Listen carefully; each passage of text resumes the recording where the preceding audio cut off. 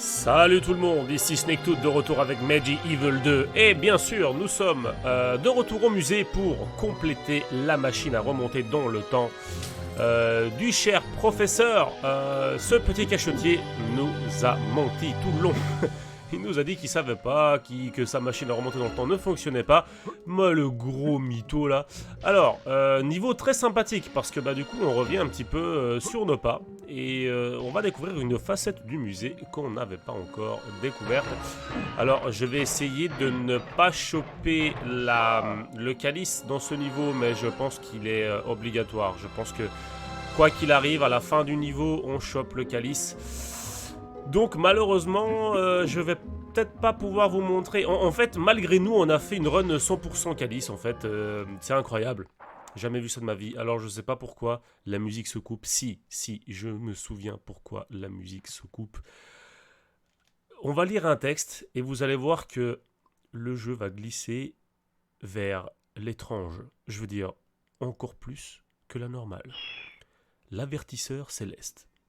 Dans le but d'étendre l'Empire, les plus grands scientifiques de notre temps ont conçu cet avertisseur céleste, qui diffusera notre cher hymne national jusqu'aux confins de l'univers. Tout extraterrestre entendant une telle œuvre ne pourra que se plier devant notre supériorité et prêtera aussitôt allégeance à notre glorieuse reine Victoria. Vous ne rêvez pas. Donc on va devoir jouer à Simon Says.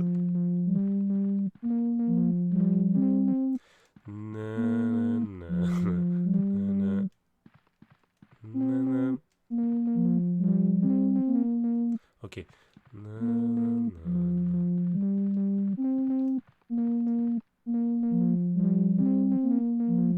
Ok.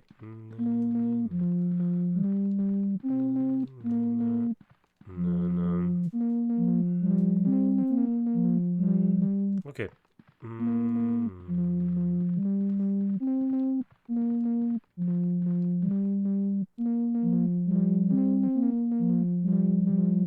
Ok, donc...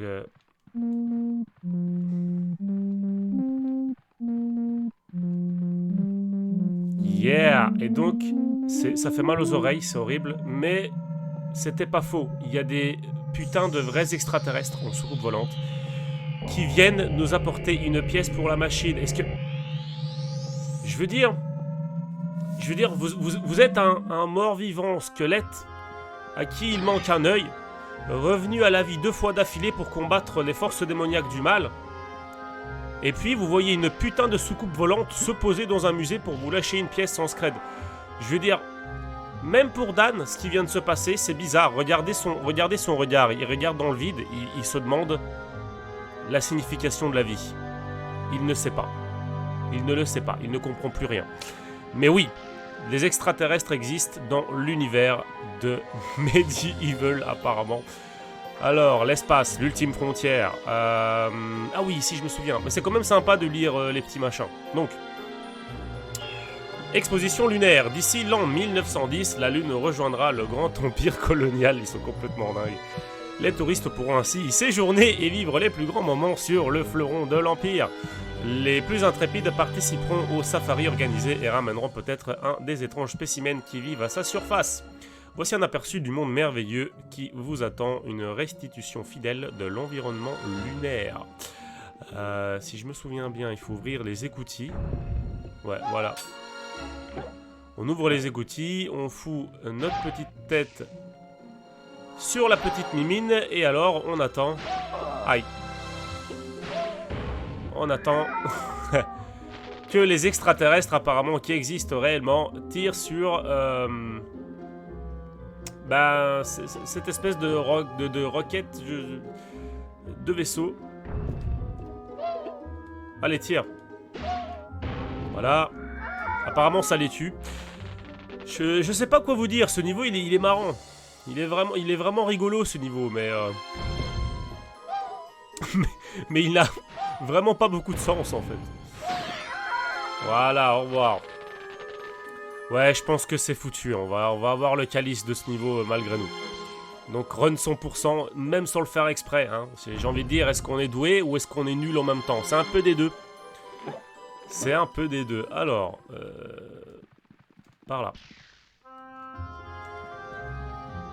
Je pense qu'il nous reste plus des masses de pièces à ramasser. Alors, la salle du temps. Ah oui, non, ça c'est la machine à remonter dans le temps. Regardez-moi ce truc. Attendez, on va d'abord lire le texte. Le fabuleux chronofauteuil de Kift. Ce prototype, breveté par Hamilton Kift, est une machine révolutionnaire qui permet tout simplement de voyager dans le temps. Tout simplement, bien sûr. Aussi bien dans le passé que dans le turfu. Imaginez toutes les merveilles que cette machine permettrait de découvrir, si seulement elle fonctionnait. De l'aveu du professeur lui-même, tout ce que j'ai envoyé dans cette machine est toujours revenu, parfois juste un peu plus liquide. Délicieux. J'ai toujours adoré le design de cette machine à remonter dans le temps. Certes, c'est pas une DeLorean, mais quand même. Alors, wow! Wow. On a tout pris ici, sérieusement. On n'a pas raté une machine. Genre, si je descends là, il se passe quoi? Ah ouais, je pense que je vais encore devoir utiliser Mimine. Allez, viens, Mimine.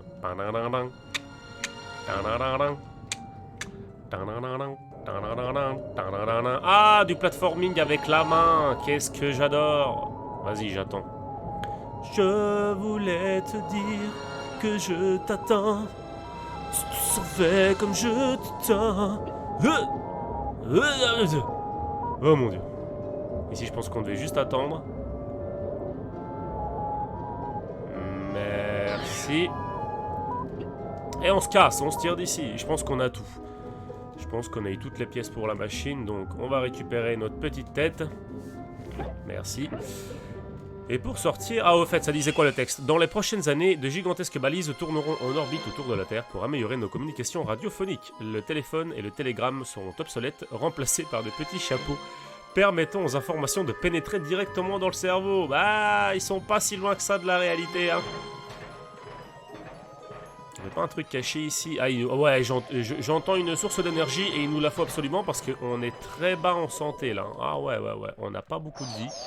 Regardez-moi ça, on s'est fait éclater lors des niveaux précédents. Il est temps là, hein. Vas-y, charge. Bon, c'est déjà ça. On va essayer d'esquiver les ennemis à un max. Voilà. Ici, c'était le début du niveau. Ici... Bon, alors, time. Bon, on va mettre les pièces, hein. Alors, on va commencer par celle-là. Ensuite, celle-là. Et ensuite, celle-là. Voilà, une bonne chose de faite. Mais c'est pas la fin du niveau, ça aurait été beaucoup trop simple. On va quand même utiliser cette machine. J'adore le fait qu'il n'y ait pas de musique, ça met vraiment une ambiance bien oppressante. Est-ce que ça va fonctionner? Est-ce que ça va pas fonctionner? Est-ce qu'on va vraiment affronter les ptérodactyles et les vrais dinosaures? Est-ce qu'on va se retrouver en l'an 3000 à casser des boîtes avec Crash Bandicoot?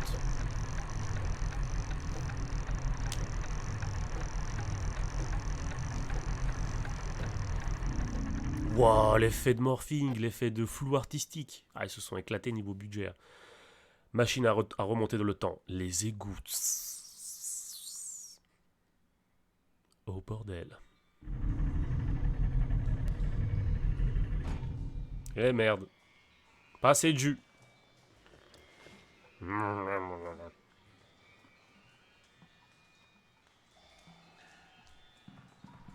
Hop.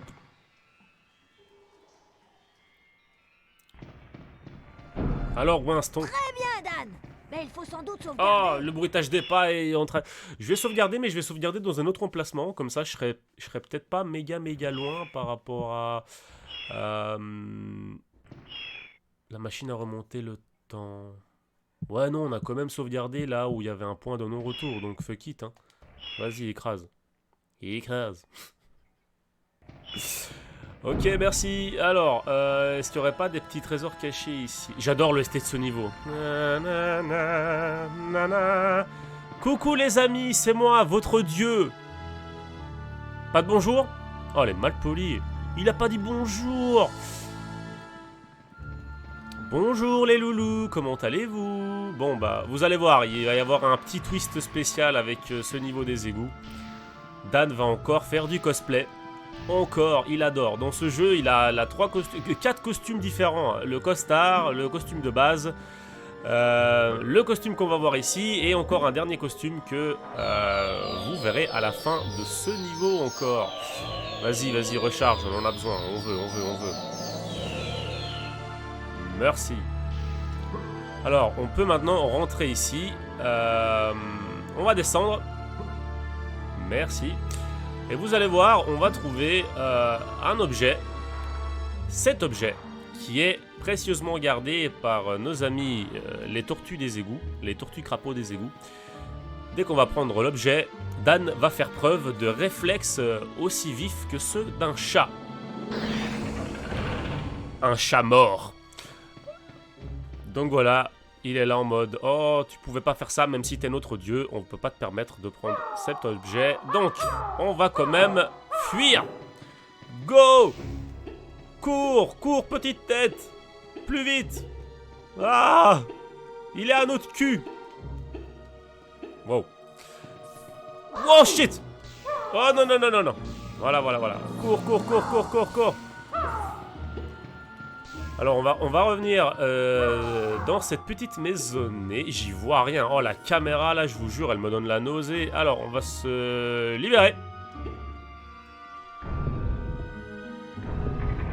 Voilà. Nous sommes libres. Le petit con va encore essayer de nous attaquer. Alors on peut pas les tuer. On peut juste les mettre KO. Parce que Dan n'est pas un tueur de tortues mutantes des égouts. Ce qui est ou pas une bonne chose. Alors on va aller récupérer notre petite tête. Aïe. Yo.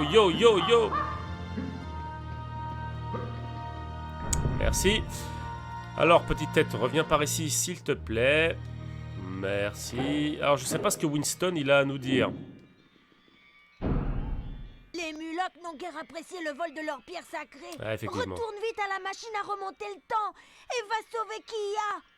Oui, ne me dis pas ce que je dois faire, Winston. Tu m'énerves. Bref. Moi, je vais tous vous foutre KO, vous allez rien comprendre. Voilà, le chef du village, il sort et il est pas content. Il ramène les gens à la vie, ce brave type. Voilà, on a la clé. Vite. Alors, ici, si je me... Oh, wow. Qu'est-ce que vous me faites, les garçons? Qu'est-ce que vous me faites? Qu'est-ce qu'il y avait à récupérer ici déjà? J'ai oublié. Je suis votre dieu, bordel de merde!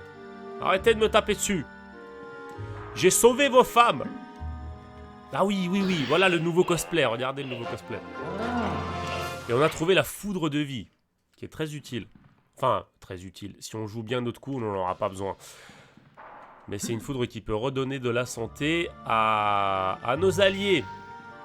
Et là, vous vous dites... Ah, on m'attaque plus parce que je suis cosplayé en chef du village. Pendant ce temps, le chef du village, il est dehors, KO. Et ces cons ne remarquent même pas. Bref, on va aller à la machine à remonter dans le temps, maintenant qu'on a tout ce qu'il nous faut. On arrive vers la fin du niveau. Hein. Cet épisode va être très court, mais je pense que l'épisode suivant sera le dernier pour ce let's play de Medieval 2. Vas-y, cause.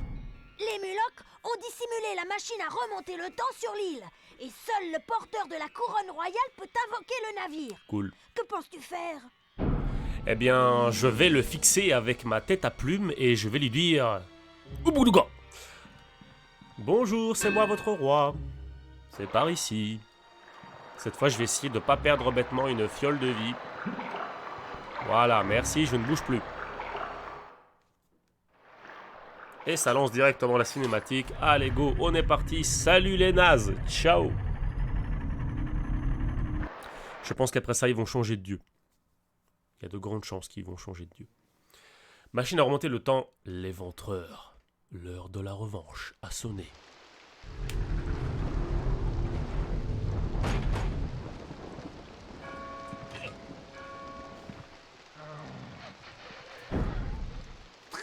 Dan. Oui. Mais il faut sans doute sauvegarder. Oui, il faut absolument sauvegarder. Alors, let's go. Sauvegardons sur cet emplacement du mal. On va avoir un petit combat de boss plutôt sympa. Avec un petit happy end à la fin. On en a besoin. On a besoin de happy end dans ce monde de brut. Je pense que là, on va avoir le full. Enfin, ça serait bien. Ah, quoique, on n'aura peut-être pas full fiole de vie. Hein. Ah, je me demande. Ah ouais, non, pas full le fiole de vie, mais c'est pas grave. Yo, regardez-moi ça. Regardez-moi cet enculé. Et qui a qui court à droite à gauche là. Alors, ce qu'on va faire, c'est qu'on va s'armer avec la foudre de vie. Voilà. Et alors, on va se lancer dans ce combat de boss. Sauvons notre princesse égyptienne. Suffisait d'arriver une demi-seconde avant. Hein. Comme quoi. Il est en mode what the fuck.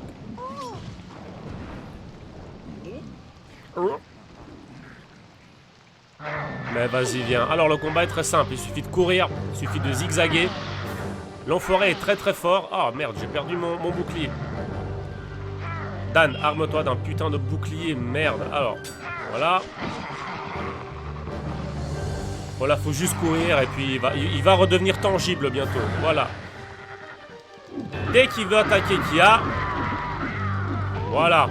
On lui laisse pas le temps à l'enfoiré. Regardez, il fait des attaques assez créatives. Hein. Voilà. Bon, voilà, maintenant, c'est pas un combat de boss qui casse 3 pattes à un canard non plus. Toujours essayer d'être près de Kia. Comme ça, ben, quand il va essayer de la tuer, ben... on est tout prêt et on peut commencer à le matraquer. Allez, Trouduc. Allez, allez, allez. Voilà, on avance. Ça avance bien. Donc voilà, en attendant qu'il fasse son petit délire, on peut soigner Kia. Bon, ça nous fait perdre de la vie, mais ça va. On a full fiole de vie.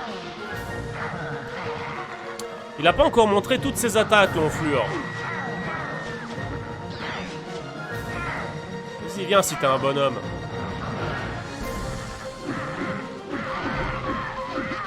Voilà, il est presque à bout de force. Aïe. Enfoiré. J'adore parce que Kia semble lui courir après plutôt que d'essayer de le fuir. Elle m'énerve. Eh, c'est pas grave. Faut toujours rester près de Kia, comme ça. On peut tout de suite le matraquer. J'adore cette musique épique alors que tout ce qu'on fait c'est de courir en rond comme des cons depuis tout à l'heure. Voilà. Ah, il lui reste plus beaucoup. Regardez ce qu'il va faire cet enculé. Il fait pleuvoir des météorites. Il s'est pris pour Sephiroth le con. Allez, allez, go, go, go, go, go. Je pense que la prochaine attaque sera la bonne. J'espère. Allez, tape-toi un délire. Et bien sûr, il lui reste toujours le pixel magique. Toujours, c'est indisputable. Il lui reste toujours un putain de pixel magique à ce boss, je vous jure. Oui, fais pleuvoir tes météorites à la con, ouais, j'ai pas peur, moi. Ta matéria, elle vaut que dalle. Elle vaut pas au job. Alors.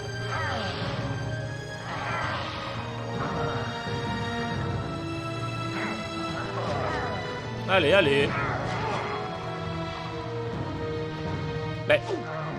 voilà, c'est fini. Yeah! Victoire. Victoire royale. Pitié, honorable chevalier. Que dalle. Épargnez-moi. Waouh, comme il fait son Dante. Bam. Let's rock, baby.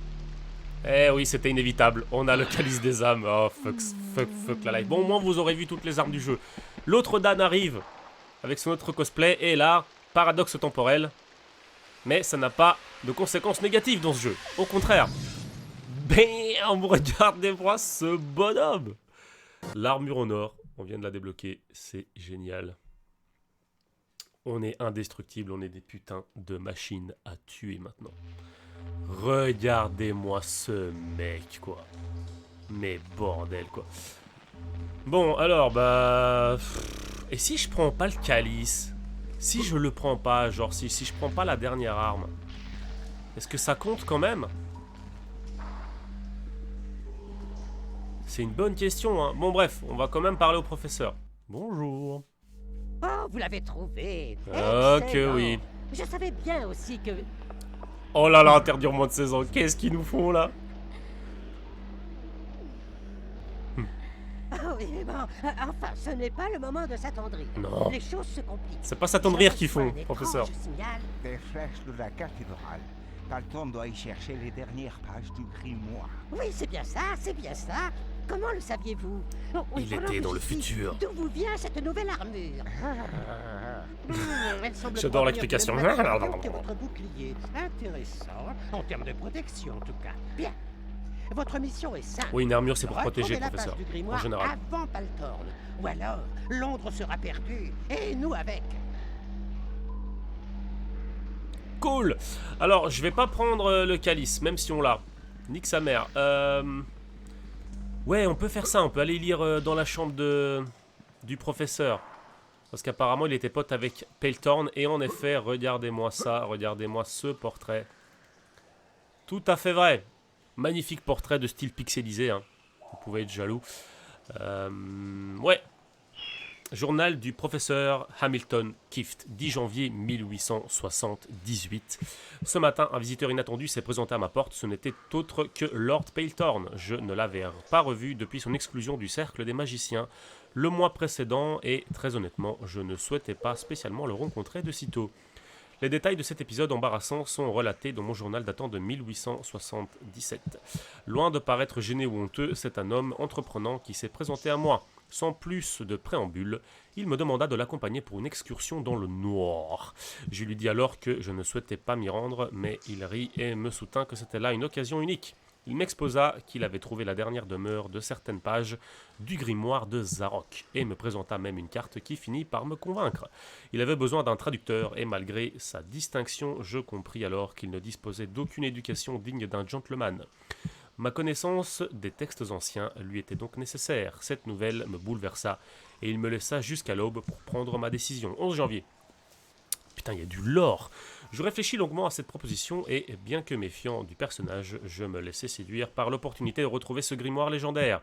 J'acceptai alors son invitation et nous partîmes il y a une semaine de cela pour les Hébrides.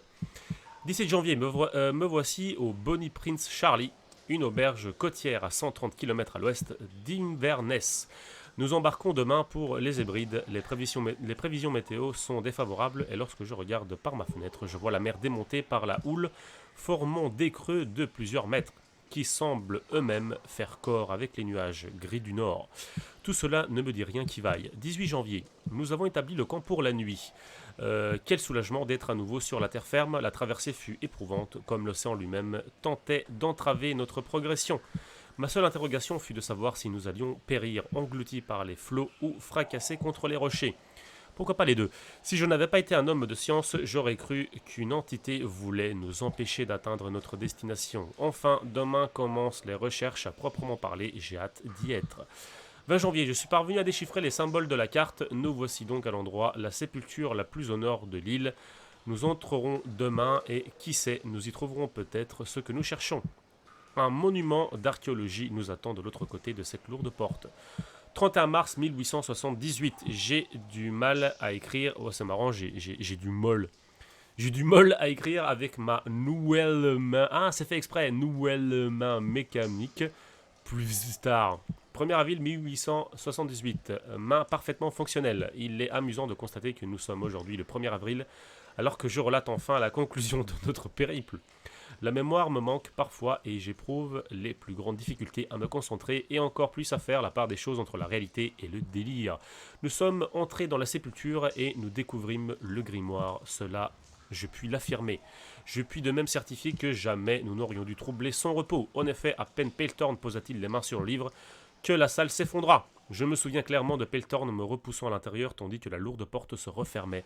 Je ne pus malheureusement pas m'échapper à la porte et la porte se referma sur mes mains. Je restais là 2 longues semaines entre délire et semi-conscience. C'est vachement dark pour le jeu. Je n'ai aucun souvenir précis de ce que je fis et encore moins de la façon dont j'échappais à cet enfer. Des pêcheurs m'aperçurent sur le rivage et me ramenèrent à Inverness, où je restais le temps de soigner mes terribles blessures. De retour à Londres, je ne sais que penser de l'attitude de Peltorn et surtout de ce qu'il compte faire de ce livre maudit. La seule chose dont je sois sûr, c'est que j'aurai ma revanche. Signé, professeur Hamilton Kift. Waouh, quel putain de périple pour ce personnage qui paraît cartoonesque et qui paraît n'en avoir rien à kicker, mais en réalité, il a un lourd passé et il comprend qu'il a une part de responsabilité dans l'affaire. Bref, alors, voyons voir un petit peu quel est le niveau suivant, les flèches de la cathédrale. Mesdames et messieurs, dernier niveau. On est bientôt à la fin de ce let's play. C'est pourquoi je vous quitte pour aujourd'hui. Merci tout le monde de m'avoir suivi lors de cet épisode riche en balade dans le temps et histoire. C'était Sneaktooth et je vous fais à tous des gros bisous. Mouah.